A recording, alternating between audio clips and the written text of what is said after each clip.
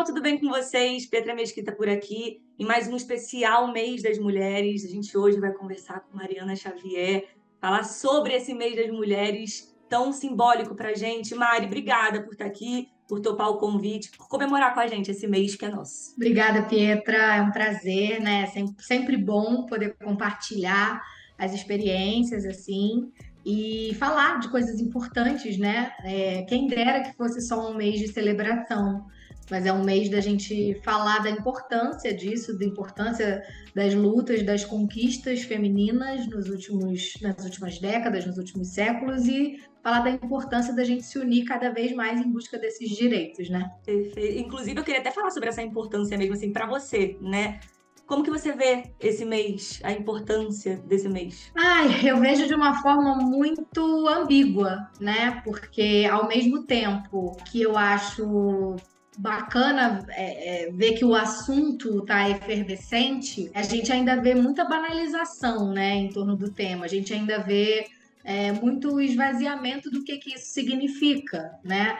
Muita gente ainda achando que é só sobre bombons e rosas vermelhas, ou achando que o fato da gente dizer que é sobre lutas e sobre conquistas, sobre direitos, não é sobre rosas vermelhas e Uhum. bombons, como se uma coisa invalidasse a outra, né? Então, eu acho, de qualquer forma, eu acho que é muito importante a gente ter esse espaço para falar, né, para conscientizar, para provocar reflexões assim, para que a gente entenda que uma coisa não invalida a outra, né? A gente gosta da gentileza, a gente quer receber gentileza, mas desde que isso venha atrelado aos nossos direitos básicos, né? A gente quer cada vez mais ser respeitada como mulher na nossa profissão, nos nossos relacionamentos, no mundo de uma forma geral. Você falou sobre ser respeitada na profissão, né? Eu queria até tocar um pouquinho nesse assunto, porque assim, você é uma pessoa pública, você é atriz, as pessoas te conhecem. Você sente uma responsabilidade assim vinda de você para passar esse empoderamento para outras mulheres, para representar outras mulheres? Como que funciona isso para você? Eu acho que todo artista tem um papel social. E eu acho que hoje, com a visibilidade que a gente tem, com o alcance que a gente precisa sim ter consciência do impacto que isso gera na vida de um monte de pessoas, né? Eu falo muito isso, assim, que para mim, a visibilidade que eu tenho hoje só faz sentido se ela for usada para promover alguma transformação no mundo, sabe? Claro que viver de arte é um privilégio, né? Eu digo que cheguei muito mais longe de onde eu imaginava chegar, porque eu fui muito desacreditada pela minha própria família, por não ter artistas na família, né? A minha família ser de pessoas com profissões mais tradicionais e tal. Então muita gente tinha medo, né, da minha frustração, achava que eu ia morrer de fome. Então hoje estar num lugar de poder viver confortavelmente do que eu gosto de fazer, da profissão que eu escolhi, é um grande privilégio. Mas para mim não é suficiente, sabe? Estar hoje num lugar confortável, de morar onde eu quero, de viajar para onde eu quero, isso para mim isso não preenche a minha alma. O que preenche a minha alma é usar essa visibilidade para fazer diferença na vida de outras pessoas, para provocar reflexão, para inspirar. Não, eu tava querendo até voltar um pouquinho no assunto que você falou da sua família, né? Que você não teve o apoio e tal, mas você teve o apoio e não sei se eu posso dizer de forma facilidade, que eu acho que não é nada fácil mesmo para nós como mulher mesmo, mas você teve essa dificuldade no meio da teledramaturgia, no meio do audiovisual ali, por você ser mulher, Mari, como que funciona, sabe, essa sua relação mulher com a sua área, a área do audiovisual? Talvez o maior desafio para mim, dentro da profissão, né, pelo fato de ser mulher, tem a ver com os estereótipos do corpo. Eu acho que não tem como dissociar uma coisa da outra, Uhum. né? A gente, um ator que seja um homem gordo, ele não deixa de ser escalado para o papel do juiz, do pai de família, do professor. Claro que assim, não estou dizendo que homens gordos não sofrem preconceito, não é isso, mas a pressão sobre os corpos deles é muito menor, né? Então, enquanto mulher, eu vi isso, assim, tipo, de ser colocada numa caixinha dentro da dramaturgia, que é um pouco a caixinha do que a gente sente aqui fora. E que bom que as coisas estão mudando, mas, né? Durante muito tempo, com toda essa imposição que a gente tem de padrão de beleza, era isso, era a sensação de que a mulher gorda ela não pode ser desejada, ela não pode ser a mocinha da história, ela tem que ser a rejeitada, ela tem que ser a que tem problema de autoestima, ela tem que ser a que é melhor amiga da outra super gata, gostosa e popular.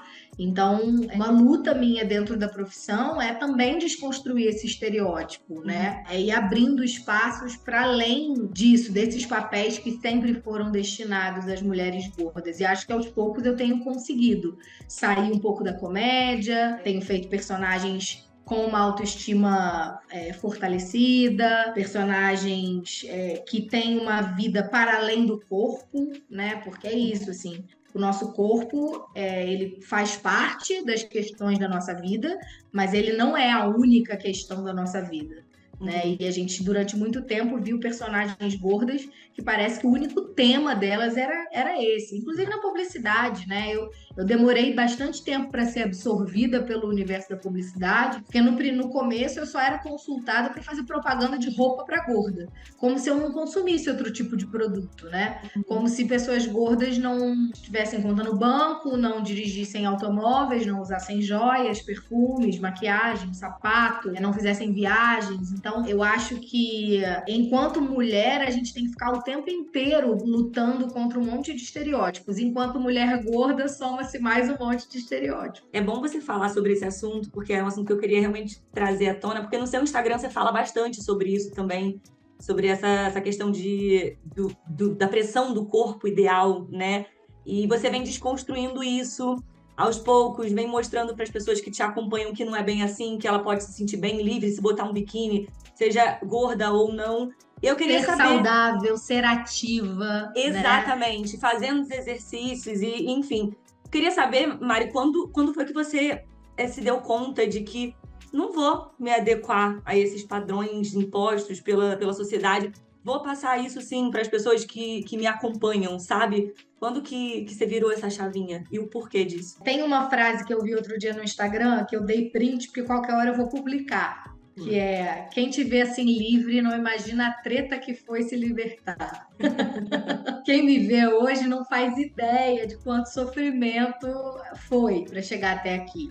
Né? Eu faço muita questão de relembrar essa história sempre que eu tenho essa possibilidade, porque ao contrário do que muita gente pensa, eu não fui gorda e nem muito menos bem resolvida a vida inteira.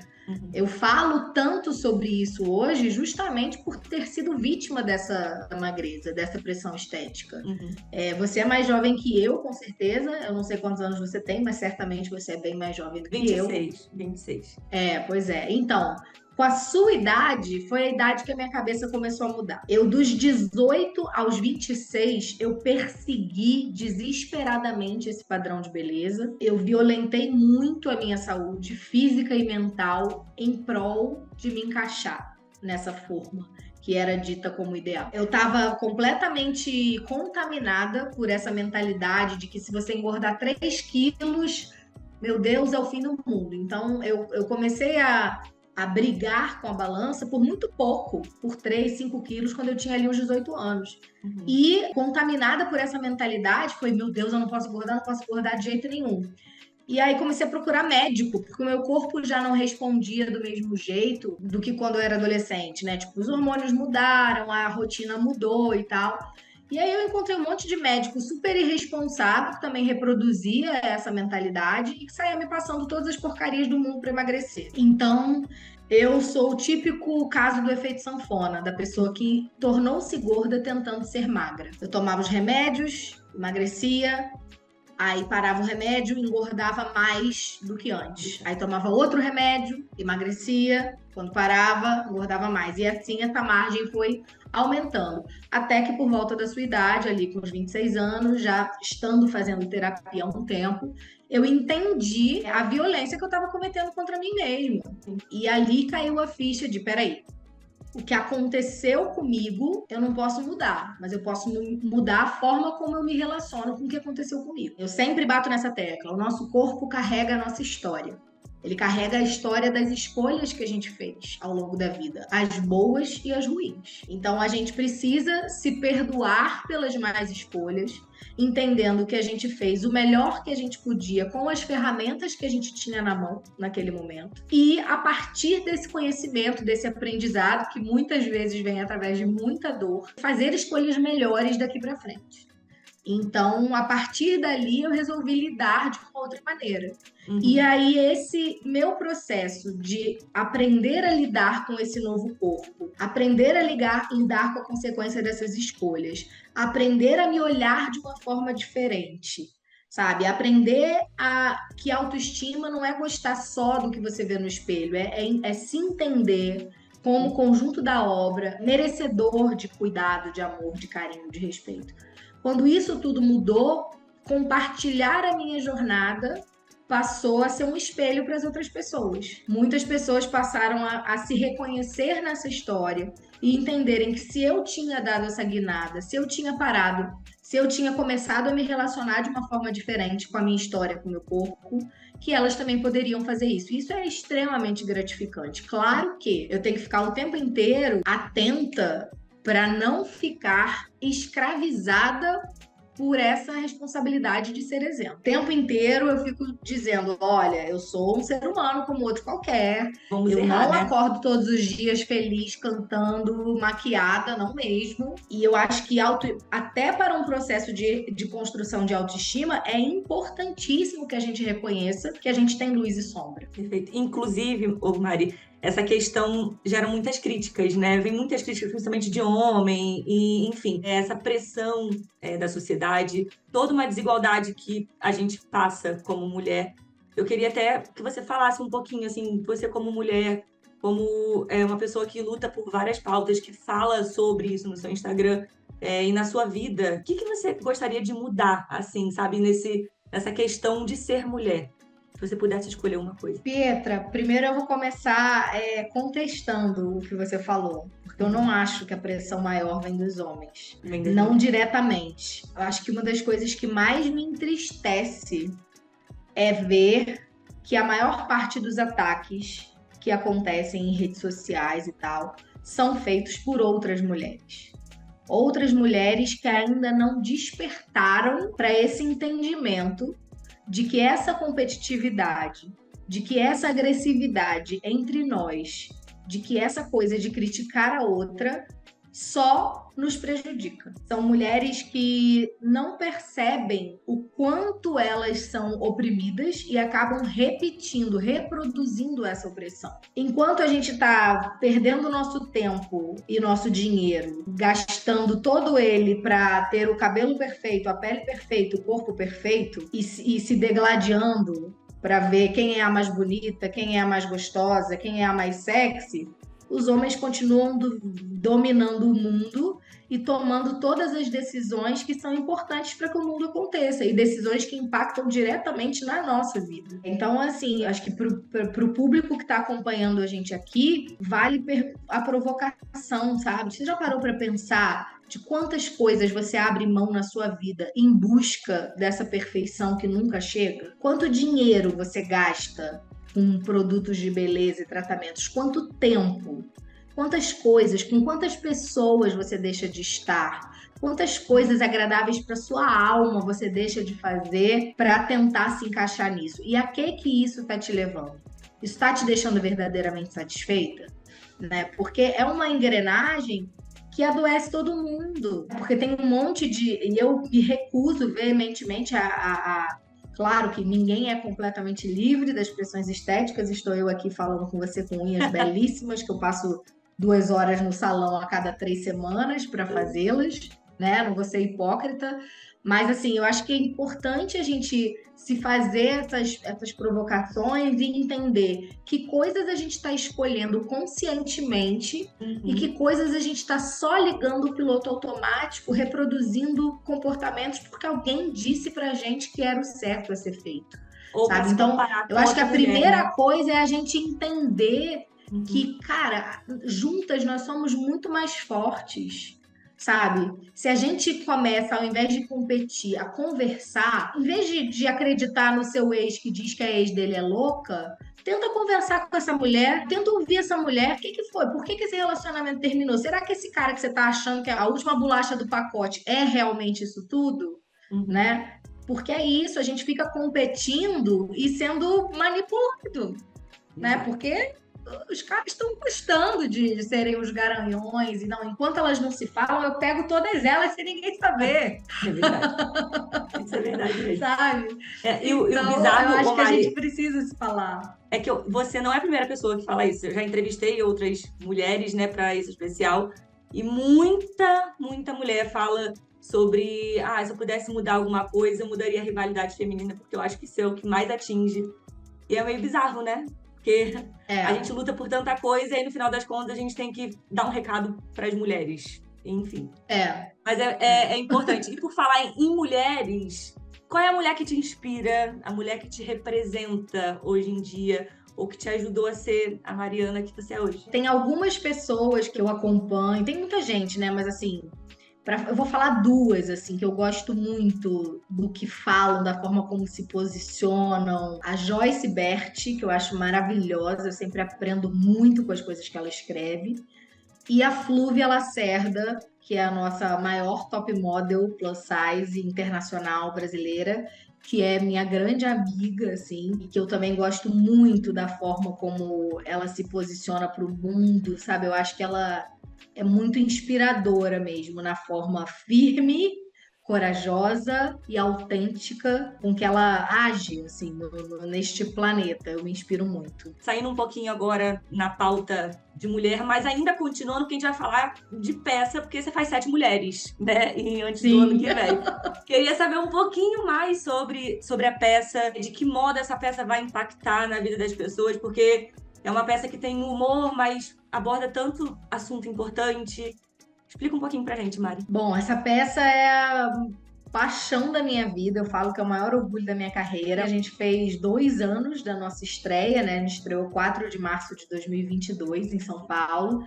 Já passamos por 20 cidades, fizemos mais de 100 apresentações. Já até perdi as contas de quantos espectadores, mas acho que a gente deve estar perto de 50 mil. É uma comédia para falar de saúde mental e não por acaso são 7 mulheres, né? Porque a sobrecarga que as mulheres passam, que também faz parte dessas pressões que a gente vive, né? Dessa ideia de que a mulher tem naturalmente um espírito cuidador.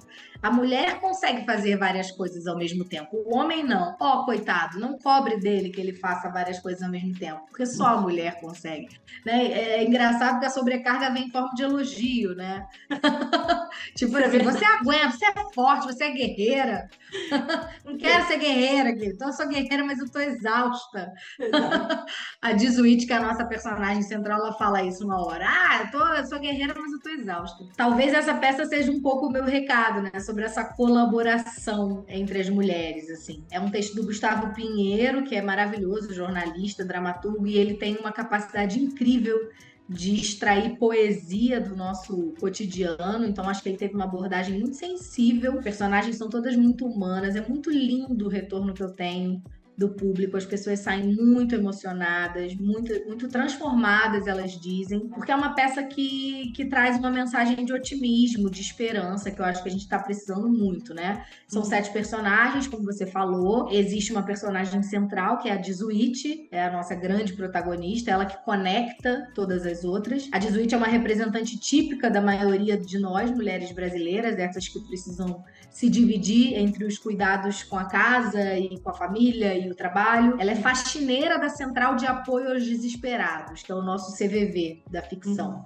É noite de Réveillon, que eu não sei se vocês sabem, mas é uma das noites com maior índice de tentativas de suicídio, porque tem muita gente profundamente frustrada por tudo que não conseguiu realizar e sentindo uma solidão muito profunda diante dessas datas de felicidade obrigatória. É noite de Réveillon, ela tá ali tentando terminar o serviço dela para poder passar a virada com a família, e a psicóloga que deveria ficar de plantão não aparece para trabalhar. E aí a Dizuit, que é alguém que não foi preparada profissionalmente para essa função, mas que tem muita solidariedade, que tem muita empatia, que tem aquela sabedoria do cotidiano, né, do povo, ela é quem fica com essa missão de atender as ligações dessas outras mulheres desesperadas e mostrar para essas mulheres que vale a pena viver e que ainda dá para ser feliz antes do ano que vem. Eu acho que a Jesuíte é um pouco eu, né? Porque o que eu procuro fazer com o meu trabalho, através da minha visibilidade, é muito isso: é tentar mostrar para as pessoas que os altos e baixos existem, que os momentos difíceis existem, que tudo isso compõe quem a gente é, mas que vale a pena viver e que ainda dá para ser feliz antes do ano que vem. E como tá funcionando? Tá em cartaz aonde? Como que as pessoas conseguem os ingressos? Como é que funciona? A gente acabou a temporada aqui no Rio, dia 25 de fevereiro, foi uma temporada incrível. A gente fez 28 apresentações aqui no Rio. Caraca. Agora a gente dá uma pausa, assim, claro, a gente está aberto para propostas de apresentações pontuais, estamos em busca de patrocínio para continuar a nossa turnê, né? Eu tenho uma meta audaciosa com essa peça. Eu falo que eu quero botar minha bandeirinha em todos os 27 estados do Brasil. Eu quero fazer pelo menos uma cidade de cada estado. E a gente já fez 14 estados, mas ainda faltam 13. Então, a gente está aprovado na Lei Federal de Incentivo à Cultura, estamos em busca de patrocinador para que a gente possa seguir essa turnê, que vai ser principalmente focada no Norte, no Centro-Oeste e no Nordeste, que são as regiões que a gente ainda não conseguiu completar. E em julho a gente faz uma temporada em São Paulo. Isso já tá certo, que a gente vai fazer uma temporada em São Paulo. Olha Ótimo. aí. Eu estarei. Já vou estar te esperando. Eu já com certeza irei. E aí em breve a gente vai abrir venda, eu vou divulgar e tal. E aí nesse hiato, né, entre agora e julho, tem umas possibilidades. A gente está negociando algumas datas específicas, tem empresas também procurando a gente para contratar a peça, né, para eventos fechados, porque é uma peça que traz bons debates, né, sobre saúde mental, sobre colaboração. Então, acho que, felizmente, tem muita gente entendendo mais o valor da arte nesse lugar, né, de abordar temas importantes de uma forma lúdica. E a gente estava fazendo aos domingos na temporada, a gente fazia um bate-papo com um psicólogo depois, né? E era sempre muito enriquecedor. Então a gente abriu também essa possibilidade de fazer o espetáculo dentro de empresas, de escolas, de eventos, enfim, talvez com esse bate-papo depois. E correndo atrás para continuar fechando o mapa do Brasil. Vai acontecer. Inclusive, a gente vai voltar, então, para conversar mais sobre a peça. Mas espero você aqui em São Paulo para te encontrar, para prestigiar também.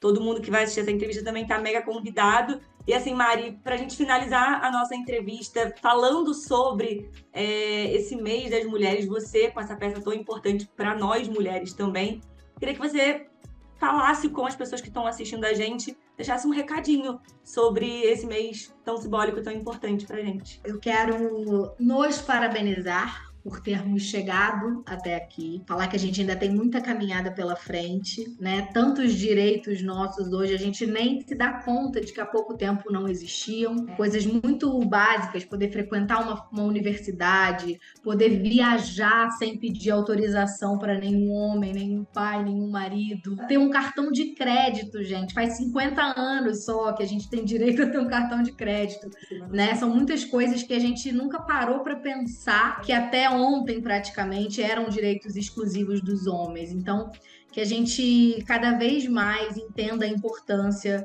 da gente ser respeitada de igual para igual com eles, né? Que a gente vá conquistando esses direitos, que a gente valorize as mulheres que caminharam até aqui, que foram abrindo esse caminho para que a gente chegasse. Então, eu quero fazer um convite, que é um pouco do que eu escrevi ontem no meu Instagram, uma forma da gente celebrar, eu acho que esse mês, escute as histórias das mulheres da sua vida. Isso vale não só para as mulheres, mas para os homens que estiverem me ouvindo aqui. Quem era a sua mãe antes de ser sua mãe? Quem era essa mulher? Que sonhos ela tinha? O que ela desejava? O que mudou na vida dela a partir da sua chegada? Eu acho que é um movimento importante, sabe? Da gente olhar com mais carinho para a história dessas mulheres que nos trouxeram até aqui. Eu acho que nem todas as celebrações precisam ser grandiosas e glamourosas. Às vezes, as homenagens podem ser muito mais singelas e muito mais significativas do que a gente imagina. Mari, obrigada. De verdade, amei mesmo conversar com você. Acompanho seu trabalho, admiro você como mulher, como pessoa, como atriz. Espero te encontrar mais vezes para a gente conversar ainda mais sobre esse talento que você tem e também sobre essa inspiração que você passa pra gente. Obrigada, viu? De verdade. Feliz dia e meses e todos os dias pra gente. Obrigada, querida. Foi um prazer. Nos vemos em breve.